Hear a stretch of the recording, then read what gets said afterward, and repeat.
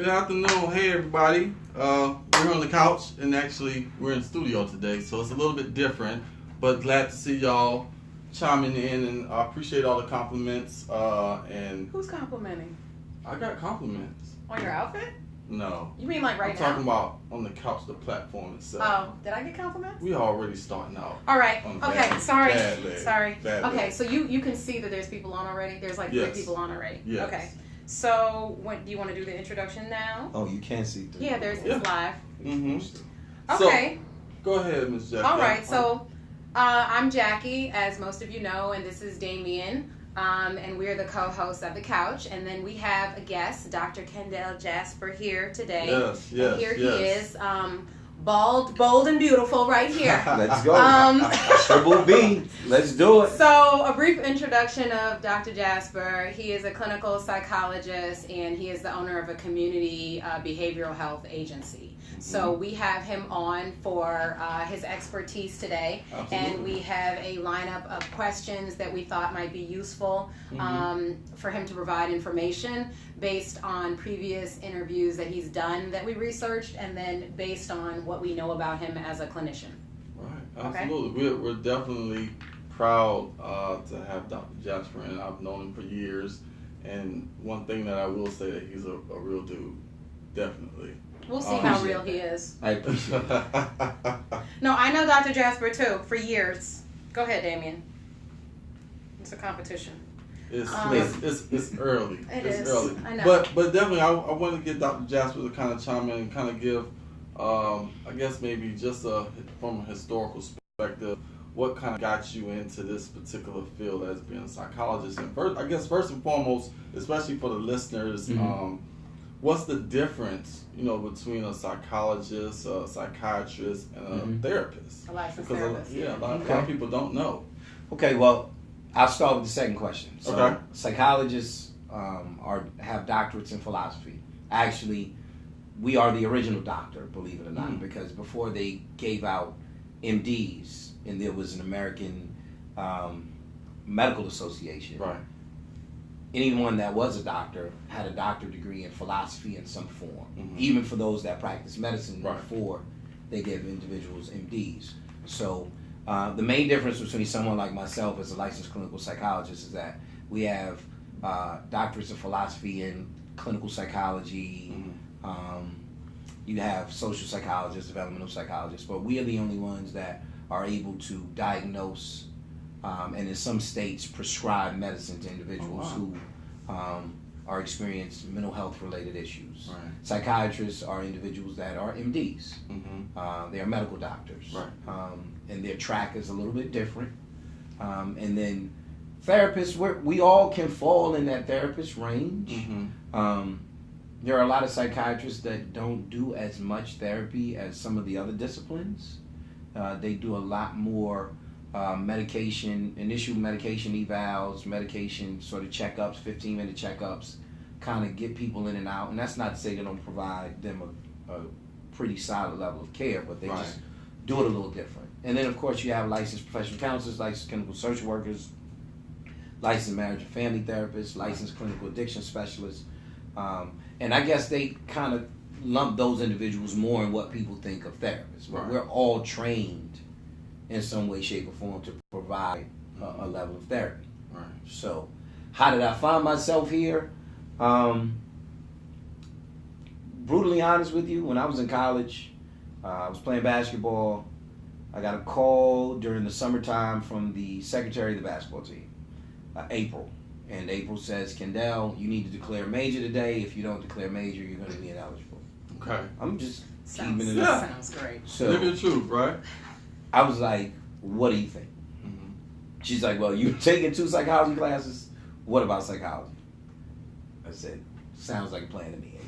And I hung the phone up. I believe that. So my major was declared for me, psychology. And when I finished school and, was figuring out my whole basketball career, what I'm going to do next, I identified that I wanted to go back to school. It was either going to be medical school or go to school to get a PhD as a psychologist, or go to actually to law school. I hadn't decided yet. So I looked at it and I always told my mom I was going to be a doctor or a lawyer. And I felt like, okay, well, let's take this track.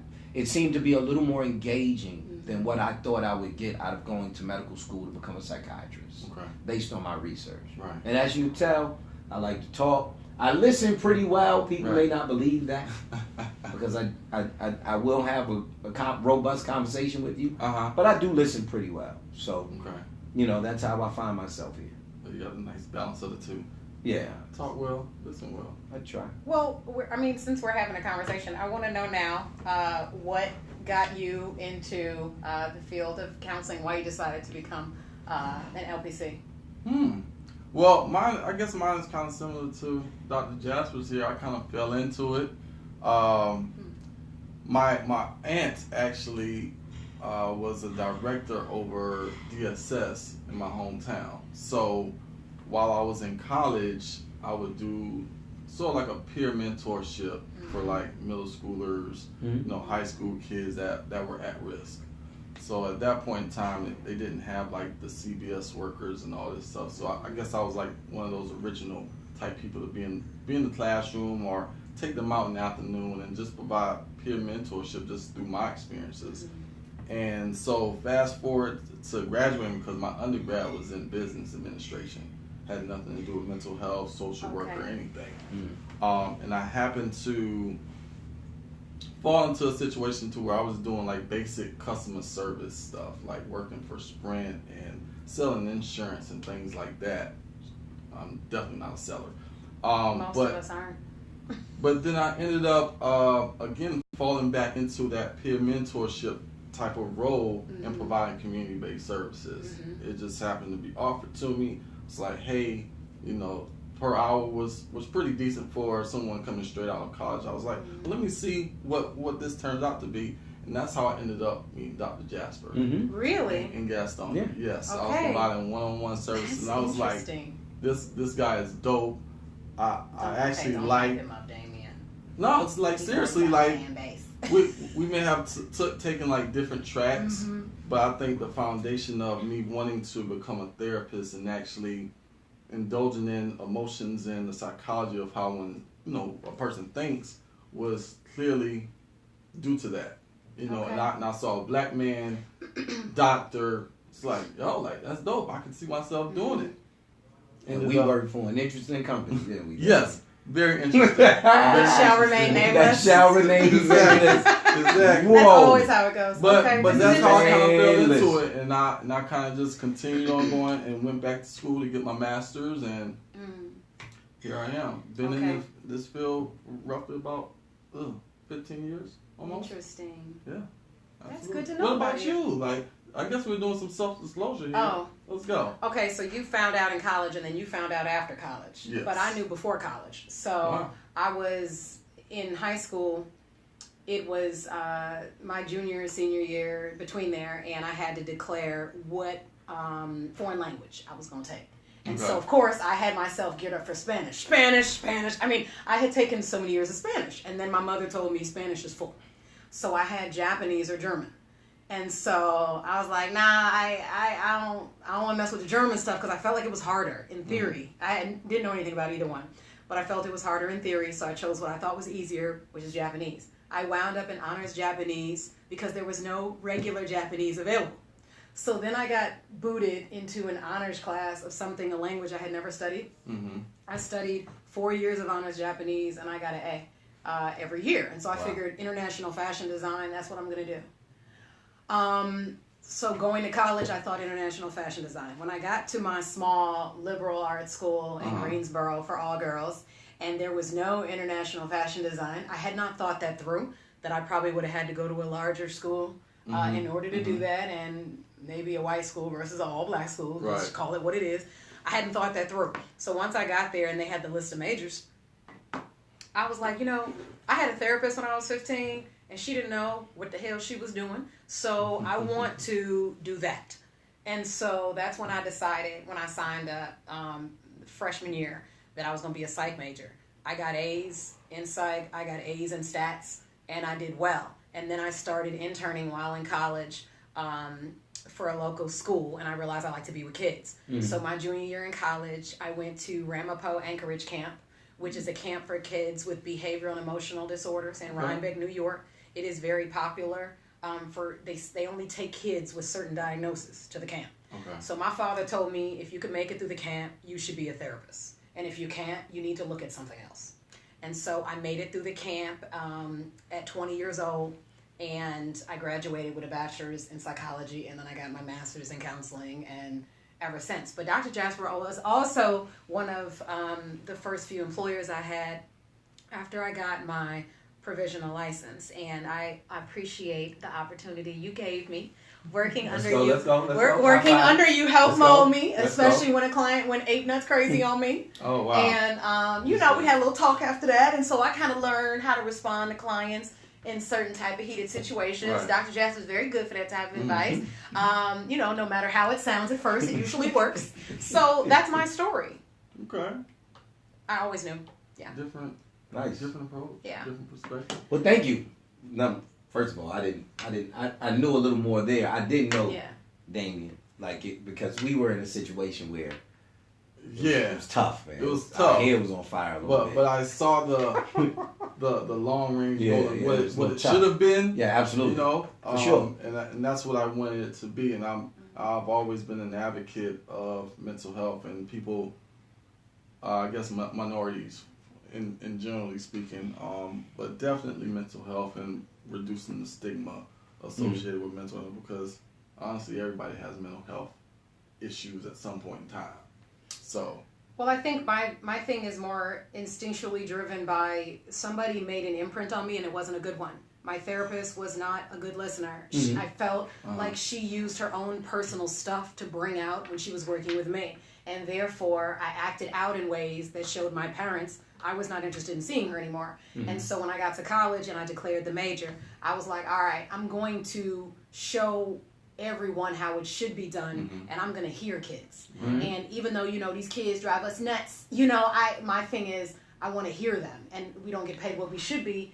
Absolutely. But I'm going to hear the kids, and that's why I pride myself on always wanting to work with the kids. So that's it.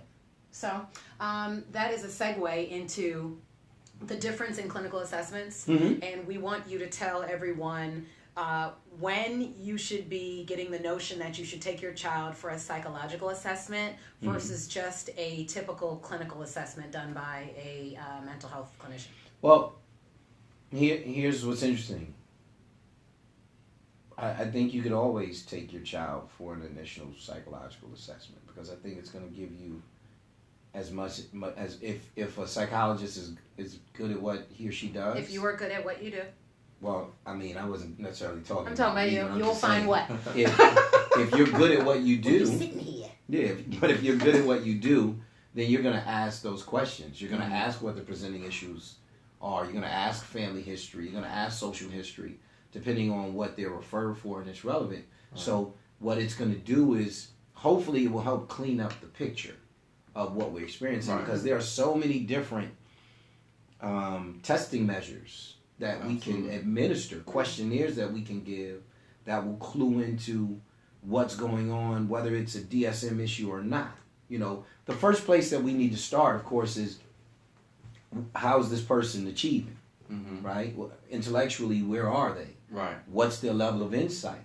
Because all of that matters on, how they're behaving, the choices that they're making, and then for a treatment protocol, what's going to be realistic?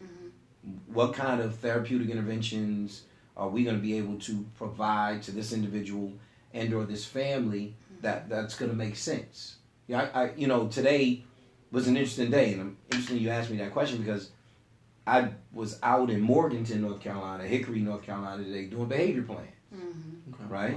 Wow.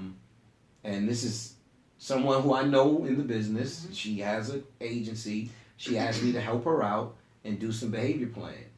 And time again, part of the issue that we're having is part of I see that fly. Do you see it? I see it. I don't know what's going down right here. Let me live, please. You did a good job. You see me though? Right. Okay. You see I'm focused. So we see a fly Let that y'all me live. can't see. I So apologize, anyway, all right, everyone. go ahead, brother. But Go ahead, brother. Back to business. Okay, Minister Farrakhan. Okay, well, you know.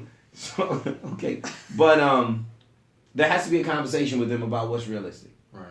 You know, and some of these young men and women are 17 and 18 years old, and they're engaging in behavior that 9 and 10-year-olds are engaging in. But intellectually, they are at a intellectual age of a 9 and 10-year-old. Right. So it may look like an anomaly to you. It may look interesting because you're saying, this kid is 17. He should not be behaving in this way. Okay. No.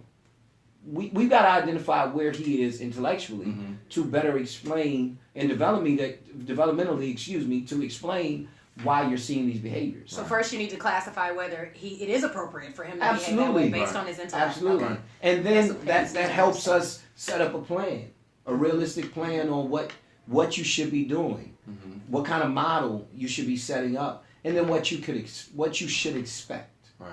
And that hopefully that reduces a level of frustration associated with the idea that the chronological age says something, the intellectual age says something else, and the behavior is somewhere in the middle. Right. And you're saying, I can't believe my 18-year-old child is acting like this. Right. Or behaving in this manner. So I do think that the psychological evaluation will give you the information that a comprehensive clinical assessment will give you, unless it's specific. Right. If you only want me to identify what your intellectual ability is, then I would focus it on that. But if someone comes into my office and they say, hey, listen, I need my son or my daughter or my brother or my sister to see you, and we need to identify what's going on with that individual. Right. Some of the first things that I'm going to do, start getting the report, self-report, if I can, and then the collateral report in different forms of material that's going to streamline it and make it very clear so it's organized and it's not all over the map. Let me stop you for a second. So I'm in the comments because we need to at least every several, kind of touch on one of these. So, absolutely. Did you make a statement about the child not being fully present or not being all there? Fully present? No, not being all there. Did you say like if the child's not all there or something like that? I didn't. Okay, because I think Rashawn was asking when you say not all there, do you mean not fully present? No, if I did say that, I didn't necessarily mean to say that. I don't think I said that, but what I mean is that maybe not all there in terms of their chronological age. Chronological. And what I mean is that the Right. kid hasn't matured. Right. Their intellectual ability and their behaviors haven't matured to Right. where they are in their chronological age. Right. Okay. That, All maybe right. to clarify that. Also, let's just go based on what I see here, right? Yeah, So that's Elise fine. was saying she would want to know what a Hey, therapist does. Hey, boo. What a therapist does to decompress. Like all the horror stories that they hear and things that we soak up during a session or a day full of sessions. Right. So I want to start with Dr. Jasper and then you go and then Okay. I'll go and we'll just touch on that real quick. Yeah, I'm an interesting dude like that. So, like once I leave, right? And I used to go to the gym and just shoot around by myself some. But, I honestly think this, right? Because of where I grew up, right? And the things that I have seen and experienced in my life growing up in East New York, Brooklyn, Right.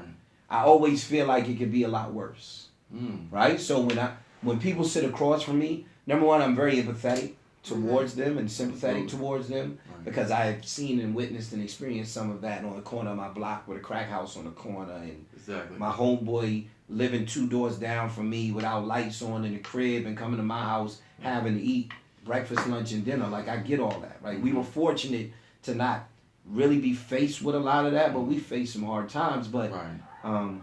I've seen violence at a young age. I've seen drugs at a young age. I've familiarized myself with the territories of who are the hustlers and the drug dealers, Right. the pimps and the prostitutes. All of those different things growing up, the areas that are dangerous. So for me, when I do get that, like, I feel it, but my philosophy is it could always be a lot worse. So when I leave, although it's heavy, I don't feel like I need to go take a walk or go to the gym and get a burn working out or Right. any of that. I'm just like, listen, it's all good. Like Right. it's a function of life. Oh, I thought you almost said something else. It's like this is a family No, show. not at all, not at all. Not The at all. Jasper No, got me on but edge. you know what I mean? Like Yeah. that's just me. That's my Right. approach. Right. And again, I don't want that to come off as me being nonchalant about people's issues because I'm not. And Right. people will tell you Right. I'm very in tune and I will help. Right. You know, I get people all the time that call me, DM me, you know, whether that's I saw you on the Breakfast Club or Sway, Right. do you Right. have some time? Right. I talked to somebody like that yesterday and I told her in a week I'm going to check up on you. And I mentioned it. I signed her some homework. Right. Like on some Yeah. CBT type. Exactly. I signed her some homework and I said next week, like we're going to talk because I'm genuinely interested in what's Right. going on. Some young lady that I was on the show with, she texted me today and she was like, Doc, what's good? I'm seeing, you know, this is going on. I'm going to tune in. And I'm like, I'm good. How are you? She's like, I'm doing great. You know what I mean? But that's Absolutely. where I am. Right. So it doesn't mean I don't care. It just means that I have the ability to just say, that was heavy, Compartmentalize. but I've seen it a lot heavy. Right. Okay, so Absolutely. your thing is based on individual experience over the years growing up and environmental, I guess, absorption. You have learned throughout your life to kind of block things out and be done with it when you're done with it. I don't block it out. Okay. See, because we can't block anything out. Okay. We can't. Maybe I'm using the wrong phrase. Yeah, like set it aside, put it on If the once shelf. we experience something, you can't forget that memory of Right. what transpired. But you put it on a right? shelf and you take it off the shelf when Yeah, it's time well, I to come can back. because I always remind myself to control what I can. Okay. So I grew up in a house where my parents reinforced that idea. Okay. Control what you can. Right. You know, my dad used to use it when it came to the young ladies all the time. Right. Say, look, bro, you can't control if she likes you or not. Right? That was it. He's got 3 boys First growing lesson. up in the house. Right? It's me and 2 older brothers. Look, you can't control if she's going to like you or not. Right? You can't control what she does. Furthermore, if you're not around her, you worrying about what she's doing is not going to change the outcome of whatever she's doing. Exactly. Control what you can. Exactly. So I take that message everywhere with me. Mhm. I'm going to control the things I can, the things that are beyond my control. I'm going to try to gain a perspective on them. A consistent perspective. Right. Because I have to remind myself Okay. Right. at times, control what you can, control what you can. Because I'm human, so there are things that I Absolutely. continue to worry about. And I'm like, come on, okay, you can't worry about that. Like, Right. it has nothing to do with you. Like, you can't control that situation. Okay. That's my next nickname for y'all. Be calling you Kay. Okay. Well, okay. We appreciate that. So, Damien, I follow your Instagram, so I know what you do for your self-care. But I want you to tell everybody how you decompress. Come on, because I can tell it. I can tell it myself. I don't know what that means. Okay. but- Well, go ahead. Follow But- Damien's Instagram, and you'll know. Go ahead, bro.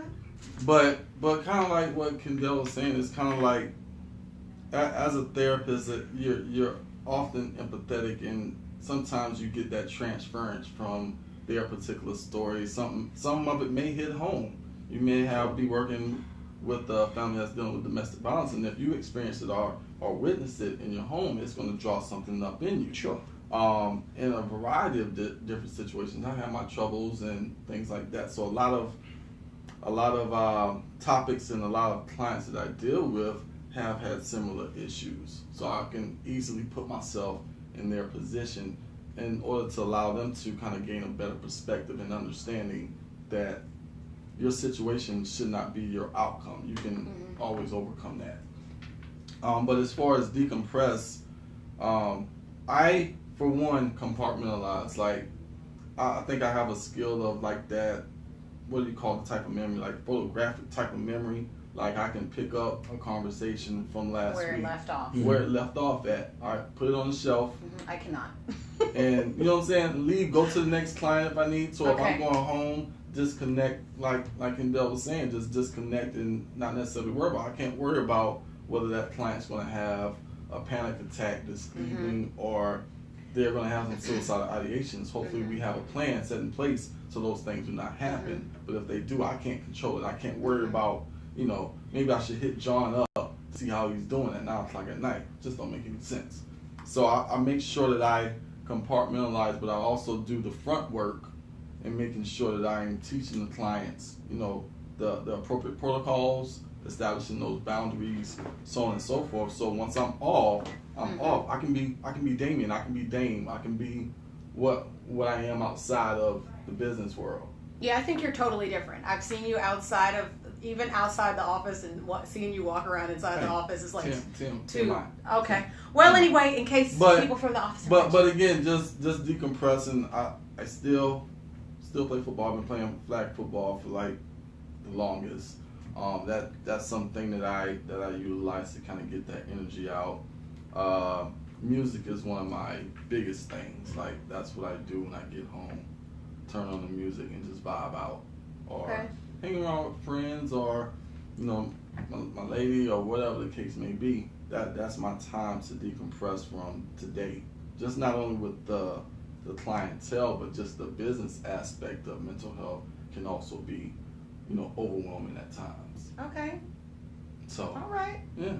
Well, that sounds wonderful. You want to move on to the next question now? Your question. What do you do?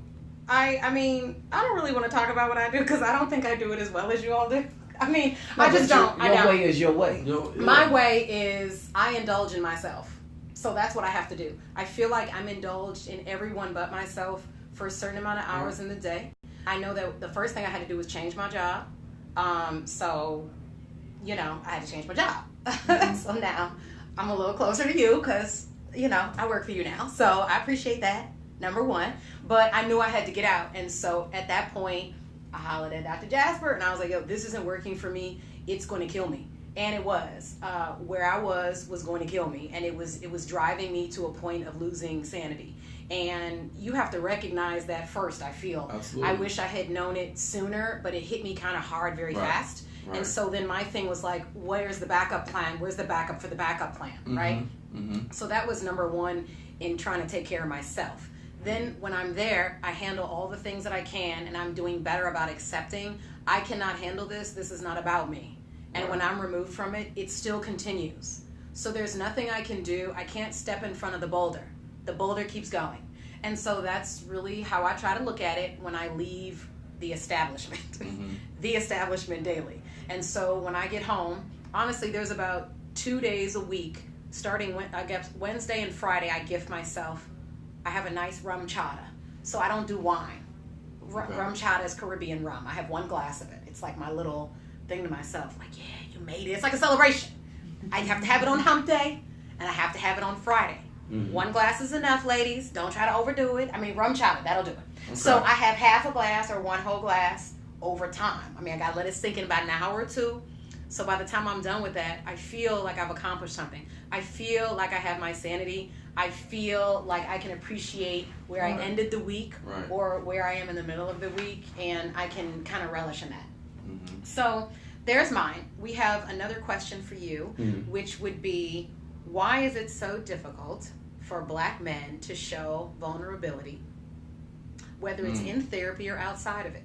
Why is it difficult for all Black people to show vulnerability? Sure, but I want to know about men because I'm a woman. Men. Well, this is my question. Let me give you a historical perspective on vulnerability for Black folks. Sure. Okay, so sharing, we equate sharing sometimes with vulnerability, right?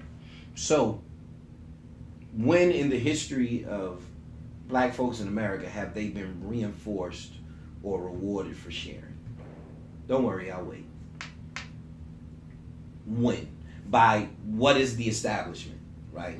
The majority race, the establishments that have been put in place. When have they been rewarded?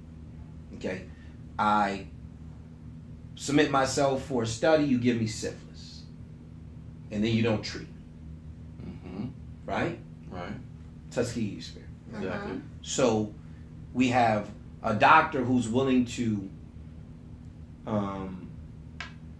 do research, experiment on Black women without the use of anesthesia, right? He becomes a world-renowned gynecologist. They just took a statue down in New York. Right? So we open our doors up to the Department of Social Services. There's a stark difference at times in the manner in which we may parent from others. We run the risk of getting our children removed. Now, let me be very clear. when it is necessary to move children out of homes, I completely understand. Mm-hmm. But what I'm saying is that the perception is that anytime we are involved with sharing, it becomes more about disenfranchisement. And that's the perception. Department of Justice, police brutality, right? I share my license and my registration with you, or I go to share my license and my registration with you. I may end up getting shot and killed in a car. Right. So that being vulnerable in those circumstances has not been reinforced with positive. It hasn't been reinforced positively. Right. For me to say, I need to be able to share. Right? Now, let me talk a little bit about being a black man in America. Right? You have to have almost like a thuggish type mentality at times to achieve, to pursue, to fight, because it's rough, because there are so many landmines and pitfalls that exist. And to maintain peace of And mind. to maintain, so you have to find a balance there to be able to get into a space where it's okay to be vulnerable, and it's rewarded. It's positively rewarded. You know, I do think therapy is one of those places. But you also want to be able to connect and find the right type of person. You know, and everybody doesn't look like you. Everybody doesn't sound like you. Right. Everybody isn't interested in what you're interested in. And that doesn't mean, that doesn't mean that you can't gain something or learn something from that individual. That's not what I'm saying. What I'm saying is that if we come from like a sort of folk of kinship type of approach, coming all the way back from the motherland, then we're going to be more comfortable in a room, in a space where you feel like I'm able to identify with what, you know what I mean? Because a brother will tell you, you know what I'm saying? Like brother, you know what I'm saying. Do you think, well, let me ask both of you, do you think that, I want to deal with the therapy aspect specifically. I want to know in you, both of your opinion, personal opinion, doesn't have to be professional, but in your opinion, do you believe that a black man coming to therapy would rather sit across from a black man who's a therapist? Would he feel more comfortable? I feel like a black person sitting across from another black person is instantly going to feel more comfortable. Right. I think that then there's a short period of time where that either can be strengthened or weakened, or it will totally erode. And you only get a certain amount of time. And you get a certain amount of time to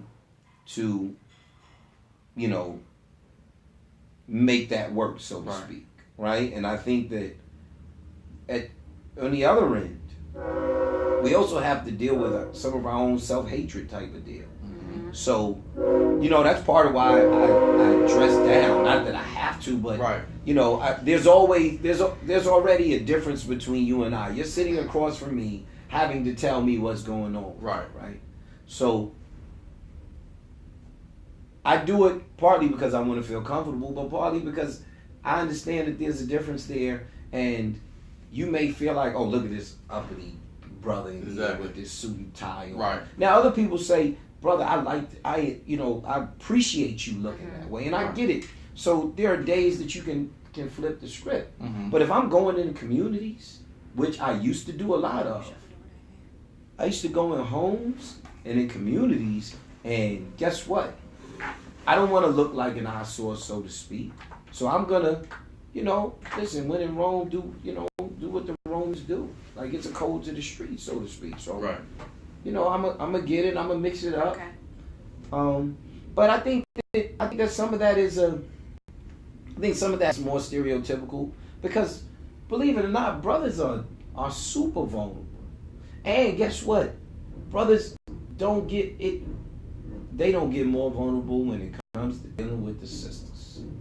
Like, a sister will break a brother down like nothing no one else can. And if you want to see a brother vulnerable, let that sister push those right buttons and turn him up or break him down.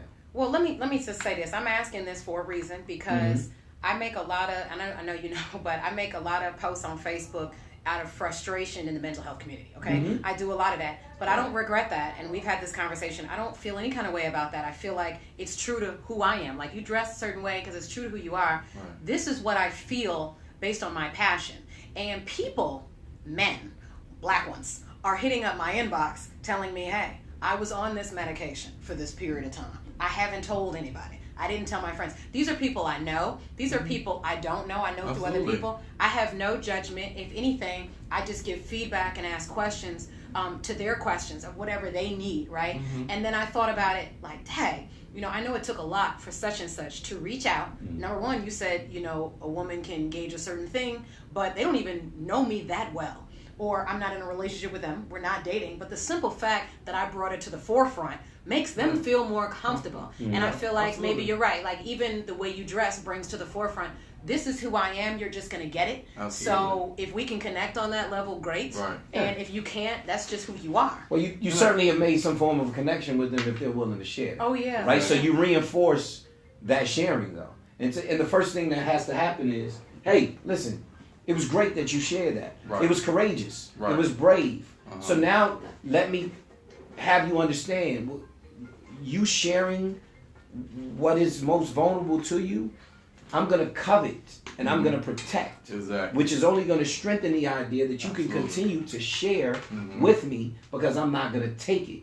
And I'm not going to then post it later or put you on blast. Exactly. No, I'm going to protect that confidentiality of you sharing it with me. And I'm going to say, hey, listen, okay, so let's figure out what's next for you. Right. Right? I may not be the person that can help you, but I can provide you with a resource. Right? And or if you have a quick question, feel free to hit me up. Right. And holler at me. Right? So it has to be, that has to be rewarded, because it's not like people don't want to talk, but something has led them to the point where they said, I feel like I can't talk. I don't trust. Feel like they're not being heard. Yeah, I feel like I'm not being heard. Exactly. The last time I said something to somebody, they tried to put me in a psychiatric hospital.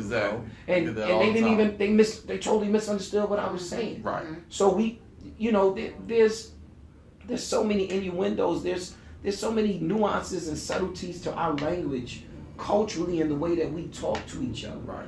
That can be misunderstood by others who are not part of the culture and community. I get that a lot from my clients asking me, if I tell you certain things, are you going to do this? And I always tell them, I'm not going to do anything. I may suggest to you that these are things you need to do, but I don't roll around with a van looking for people to snatch up and take them places and drop them off. Envy asked me a question when we were on the show, and DJ Envy said, so when somebody gets a diagnosis or something, does it go in their record?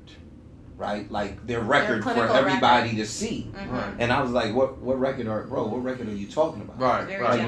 No. But that is for bizarre, jobs, certainly for a misperception that people feel like if they come to see someone like us and we diagnose them with something, it's going to go on this general record, almost as if you do a search, a criminal search. It's going to show up that they were diagnosed with bipolar or major depressive disorder or something, and that's not how it works. Right. So we have to understand that we have to make sure that we're sticking to that code of being confidential. And those ethics are very important because it lends itself to that level of trust in that relationship. Absolutely. Okay. And I think, just to piggyback on what you guys are talking about, the level of comfort that a client has to have within you in order for the treatment process to even work. Be effective. And be effective, they have to be able to trust you in a certain aspect.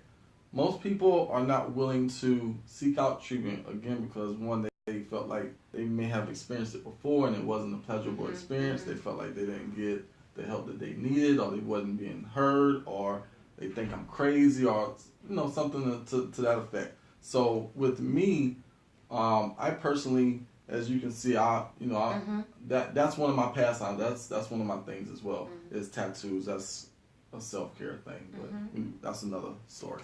But I've gotten nothing but positive in regards to my appearance, because I don't dress up, just like said, I don't dress up to go to work. I don't dress up either. Like, the most you will get is a button up, but other than that, I want that client to be comfortable with me and the way that I look. I'm black. Like, I can't change that. It just is what it is. I just happen to have a license and some education, and I know, It just still have black people you found the problems. license on the ground. Yeah, still have some black people problems. Let's be clear. So I just want them to kind of understand that, and the more, I guess, I'm able to, I guess a little bit of self-disclosure up front in developing that rapport with that client is also helpful. I do that all the time, yeah. Being able to kind of put yourself in their shoes and saying, hey, I did that, or if it's something, or I engaged in this right here before, but I was able to bounce back from it, or whatever the case may be. I just think that you need to be, in my opinion, just careful with how far you're willing to go. Absolutely. Right, because you mean self-disclosure? Yeah, absolutely. Well, yeah. Because then some of that can change their perception of you. Exactly. And use it against then, you. absolutely, it certainly can come up. So I'm very careful about how much I disclose, and that's just to maintain the professional environment. Exactly. Another thing that I do is I immediately tell people up front that there are going to be times if our professional relationship, therapeutic relationship continues. There may be some times where there's going to be some tense moments, and I'm going to challenge you. Absolutely. And that may lead to it feeling like it's heated or some level of confrontation. But I'm going to point you back to the very beginning when I informed you of the reason why this is occurring. Absolutely. Because change is not easy. Exactly. So, and there are times when I have to be able to tell you, like, come on, man, knock it off. Like that, for lack of a better term, that was crazy. You can't go out here and do that. For lack of a better term. Yeah, I hate to say crazy in my sentence too. But you know what I mean? But it can be a laughable moment. Right. Yes. Exactly. But come on. Exactly. You can't sit across from me and I hear something from you that, and you're not on the thought disorder spectrum. Right. So you're not experiencing hallucinations or delusions. Exactly. And you have some depression, anxiety, which is very real, but it doesn't come with psychotic features. And you say, hey, doc, this is what I did. And I'm like, bro, come on, man. Exactly. Like, usually they know when you react. Like, knock it off. Like, how crazy does that sound? Like, you're going to have to laugh with me on that one because you know that was ridiculous. And sometimes when you repeat it and they hear it for themselves, they're like, you know what? You're right. Absolutely. That was jacked up. That was messed up. That was kind of crazy. I don't know what I was thinking. Then you can actually dive into the actual thought process and the emotion that's connected to that behavior. So definitely, yeah, I get it a lot. Yeah. Okay, great. So we have 12 minutes. I'm going to keep us on task. Sure. So I have one more question. Yes. That I need to ask you. Okay. Being a professional in this field comes with a lot of discovery and self-awareness, and it's vital in helping other people. What's the most valuable thing that you've learned about yourself by helping other people?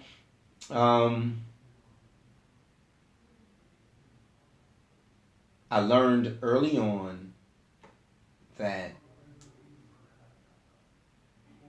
I can only go so far. I was literally thinking that. And that's what I learned. And I also learned that if I am, maybe in the beginning, I may be working harder than you are. But in the middle and somewhere where we should be coming to an end, if I'm continuing to work harder than you are, then this process is not working very well. Okay. And we have to maybe move in a different direction. Right. Something different has to occur. And maybe that something different may be removing me from the situation because I'm not the best fit for it. I want to know, have you had to refer anybody that you could not help? That Absolutely. you felt it was inappropriate for you to continue working with them based on your ability or lack thereof to assist them further? Absolutely. Okay. On several occasions. Okay. And I feel like if you are a good clinician, then that's going to happen. I'm not going to say more often than not because then you won't be able to earn a living. But it is going to happen. But it's going to happen. Right. So I learned that. That's what I take away from it. And the other part that I take away from it is what the outside perception is and the type of energy that you're going to get. Right. Right? So there has to be a certain willingness to accept some of that energy. Because you can't present yourself as beyond approach. Unfortunately. Yeah. Right? Because, you know, my mom is great about throwing me to the wolves, like in the grocery store. Like, Ken, I'm in the line with somebody, Right. and I overheard what they were saying, and they're having some problems. You need Can to you get just over talk it. to them real quick? Oh my Like, hold goodness. on. This Right. is my son, Dr. Right. Jasper. I love that. I love you, Mom. But, like, for real. Right. Like, my dad, my brothers, my cousins, Right. my homeboys, right? So, I can't be beyond the approach there, right? But I have to be able to set some limits without, you know, ostracizing anybody and saying, nah, I can't really do that. Like, I'd be willing to have an initial conversation with you and say, hey, listen, I hear what you're saying. The best thing for me to be able to do is maybe put you in a situation where you can get help. I'm sorry I can't help you beyond this. Right. But I am willing to listen and thank you for sharing. And that also matters. Right. But I learned that early on as well, is that there's a perception that you know, things need to flow and transpire in a certain way. Right. And some of those expectations we need to meet. Right. So I guess we got You time have for 10. Mm-hmm. Okay. Go ahead. So my question is, and this is for, I guess, maybe all mental health professionals. We all have the way that we do things, our orientation, you know, the theoretical perspectives that we utilize in treatment. What would you say is your primary theoretical perspective, and what I guess maybe what is like your most intuitive or most engaging type of client or diagnosis that you like to work with? Ooh. Docking a dude. Yeah, so the I'm not the dude though. So we have That's the dude. the Instagram. The dude is Docking some the different dude. people. You know, The like the Dr. dude is Jasper. my brother. The dude is, I'm calling you out. you know, it could be a homie that's gonna give you a different perspective. I give you more of the clinical perspective, but I feel like we need some of that because Nice balance. in order to be able to make it, you know, appropriate for your palate, sometimes there has to be some comedy associated with it. There has to be some layman's terms Yeah. thrown in there because our language can get pretty heavy Yeah. and Absolutely. technical. So the most engaging type of client is somebody who's self-motivated. Love You know, who can understand that they're willing, and someone who's unafraid to I'm not going to say fail, unafraid to try things. Yeah. They don't work and continue to come back to the drawing board. Absolutely. Right? So that's a very engaging person. Right? But I also love the individual who had me working very hard at the beginning, and that light bulb comes on. Oh man, And I'm like, And then they can oh, move. That light and then they bulb. can move and they through it. maneuver, and they're like, hey, you know what? I get it. And you see it. And you can see You it. see that light bulb. Right. So Okay. I think that you know, I hope that answers your question, but Yeah. I think that it's dope. My theoretical approaches are sort of like a mixed bag, right? So I'll throw, seriously, I know. it's almost I like love a it. freestyle rapper. It sometimes. really right, is. right. Like It's it's so a authentic. It's a go with the flow because I have to be willing to sit across from somebody individually and assess where they are and determine Right. what they need. But I like brief solution-focused type therapy stuff. I like CBT. I like acceptance and commitment therapy. Yeah. I like an interpersonal approach, right? I like some thug therapy sometimes, though. That reality. Like I'm with that. Right. That reality-based thug therapy. Right. Sometimes Right. you need that. Like Yeah. people need that. So I'm a mixed bag, and people will tell you that. You know, I saw 5 different people today. 5 different approaches. 4 different approaches. Okay. Because 2 people had very similar issues. Right, But I had 4 different approaches going on today. Right. So the other thing that I would tell folks, this is an art form. Right? It's very much an art form. You have to hone your craft. Absolutely. You have to work at it. You have to research. You have to be unafraid. You have to try certain things. And when those things don't work, make sure that you're not trying them in a situation that potentially lends itself to harm with other people. But when it doesn't work, you have to be able to say, okay, I'm gonna throw that out the window and we're gonna start over. Right. You know, because I feel like it's not working. But there are a lot of folks that don't hone the craft. And what I mean by hone the craft is it seems to be much more natural and real when I have studied enough of this to be able to have a conversation with you, and I don't have to check the book. Right. I don't have time to say, hold on, wait a minute. So on page 17, it says, thoughts, feelings, opinions lead themselves. Like, no, you got to hone your craft. Right. You got to study. You have to work at it. Because then people recognize that and they understand it. Oh, yeah. You know what I mean? Yeah, and it becomes much more of a natural process and a much more of a natural conversation. It's not choppy. It's not disjointed. Exactly. It doesn't feel like it's been, developed in a laboratory. Right. So to speak. Because sometimes people feel like they come to therapy sessions in a laboratory, Rex.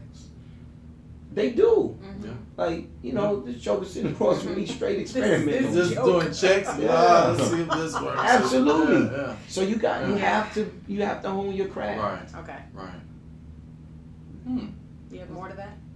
I don't want you to feel like okay cuts you off. No, yeah, you make this hear her though, right? I'm trying to keep us I'm in very order. good at paying attention to body language and social sergeant at arms here. She's I'm like, trying to make sure. Okay. It's kind of like a soft okay, like, but it's with a little. But if you have more, we want to know what you have to say. That's why we invited you. No, I'm good. Okay, and frankly, I just don't want to forget my answer as well. Okay. Well, then how about you go next?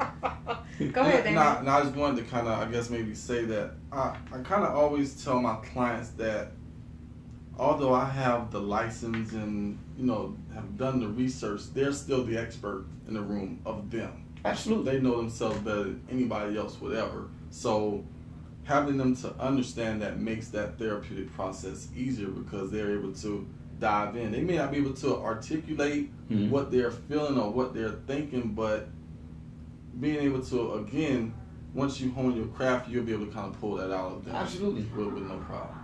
Okay, so I want to answer your original question, piggybacking off what, Dr. Jasper's comment was. So my thing I'm like CBT reality, but more reality-based therapy, right? Like I deal with the realness in the moment. What can we do here and now? Existential, whatever. I deal with the here and now, and how can we help you now? How can we help you now? I don't want to help you last week when your mother cursed you out and your feelings were hurt and you're still upset about it. I can't help you with that, right? But I can help you now focus on something that will assist you in getting through the rest of the day. So when somebody comes in, I tend to like my demographic that I seem to do best with is depressed and anxious women. Depressed and anxiety. I mean, that's something that I love to work with. I think, a handle on that. And then children. I like working with kids. I was trained in play therapy and I like to play. I like to sit there and play Uno and, almost catch them in moments of discussing when they think we're just playing. Yeah. To me, it's such a sense of accomplishment when they leave. When they leave and I say, "Are you okay now?" And then they go, they're looking for reasons not to be, but they can't find the reason to be not okay. Right. So then I like that with working with kids. And then with the depressed and anxious women, I make sure when they come to me, when they're crying during the first session, that I say, what do you expect from this? Because a lot of times people come to us, and if we don't understand their expectation, we may be artificially helping them. Like on the surface, we're helping them. We're not really helping them. When they leave, they act like they're all right, and then they're saying, I didn't learn anything about myself, and I haven't accomplished anything. But I ask them, I ask the women specifically, what are you looking for? Because our language, none of our languages are the same. And when they tell me they don't know, I let them just sit. And then I ask them what's not working in their lives. And that's when they're really articulating what they expect, but they don't know that. They're saying, hey, my marriage is like this. I love the person that I'm with, but this isn't working for me. And so we're able to start with, what can you do for it to work for you better? And eventually, within 2 or 3 weeks, they're able to give real responses and then really work through something. And to me, it's most rewarding every week when I do the check-in and say, well, how you feel coming in here now based on how you felt last week? What was the number 1 through 10 last week you were? And when they give me a lower number, I get very excited. And I'm just like, yes. She was a 5 last week, a 4 now. I am doing something out of what we did last week work, and then I ask them what worked for you. And they'll tell me exactly what I said that resonated, but that gives me the ammunition I need for the next session Right. to touch on Right. what worked for that one person. And that's the model I used every time. And that's what I like. I think I'm a lot eclectic than I thought I was. Being trained in a lot of different types of therapies, whether that's CBT or motivational or person-centered or existential or DBT most recently. I kind of like that. I like DBT too. Most people don't like DBT for some, and that's dialectical behavioral therapy, but that's more of on the severe end, moderate to severe types of symptoms. So I kind of like those types of things. I've actually utilized a lot of those things just in regular therapy sessions, whether it's anxiety or depression or teaching those distress tolerance skills and mindfulness. I'm kind of big on meditation and yoga and things like that. And those particular types of therapies introduce those types of techniques. Well, nobody says that you can't use all of them. Exactly. Right? There's no book that says one is not contraindicated versus another. Right. Contraindicated. Yeah. I know that's right. Hold on, let me look at it. Go ahead, finish. I've never heard this word. But it's Right. nobody says that. Contraindicated. Yeah. So I think that you do that. Mm-hmm. You know, you kind of throw it all in the pot and you pull it out as you need. Exactly. You know, and of course there's certain people present with certain issues, disorders that you may have to follow a specific treatment protocol. Right. And those are specialized circumstances. Mm-hmm. But the large majority of people that are going to seek treatment in this country are experiencing depression, anxiety, brought on by a host of different issues. Yeah. Mixed in here with some physiological issues that are going on upstairs that And are environment. lending themselves Right. to what you're experiencing. Mhm. But the other piece is usually where there's depression, there's anxiety. Usually where there's anxiety, there's depression. They're married in that respect. Mhm. It's rare that someone's depressed and they don't experience they don't get anxious at times, Right. and vice versa. It's rare someone gets anxious and then doesn't get depressed as a Absolutely. function of experiencing that level of anxiety because it's preventing them from achieving or performing or excelling. So, but the large majority of folks come in, they're depressed, they're anxious. A lot of children having behavioral issues across the board, things like that. So you just kind of throw it all at them. Throw it on the wall, see what sticks. Okay, well, numero uno, contraindicated, is a word for you viewers who are like me and you have not ever heard that word before. But it was used so eloquently today that I doubted it. You thought it For a moment, but you're so smart. I didn't really doubt it, but I was like, let me see it. I have to see it. So anyway, it's after 7. It's 7:03. So we need to wrap up. But I'm just, we're paying for this space. It's okay. We are in a nice studio. We know we don't live here, so they know we're paying for it. Right. And we need to go. So basically, we want to... You got something you want to say? No, I was going to say, make sure that Dr. Jasper put his info But out I'm there. about to do that right. Yeah, I got you. So, I'm just you, gonna sit I right learned there. from you the last time. Okay. So we want to make sure that the people watching, Sure. because we know that there will be more people watching today because you're on, because Dr. Jasper is quite a popular fellow. I learned on Instagram today when he posted about this, and it reached 700 people within an hour. So basically, we want to know, so they know how to reach you and how to get to you. So you need to tell them where to look you up. Okay. Facebook, Instagram, Twitter, at DocNDude, at DocNDude. You can email me at docandthedude1@gmail. So that's docandthedude, like I just spelled it, DocNDADUDE. Okay. Can 1 you at slow Gmail. that down? Doc, DocNDADUDE.